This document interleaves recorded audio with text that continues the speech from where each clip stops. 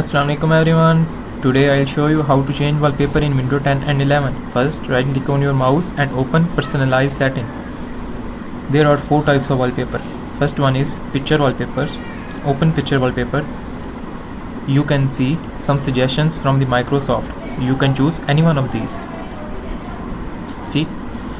And you can also choose your favorite pictures by clicking on browse from your computer. The second one option is solid color. You can choose your favorite color for your wallpaper from here. Look. The third one option is slideshow.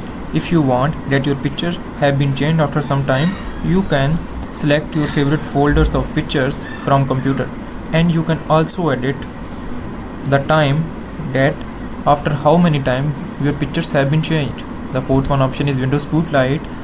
If you want that your pictures changes on daily basis from internet, you can choose Windows Spotlight for it. See you in next video. Jazakallah khair.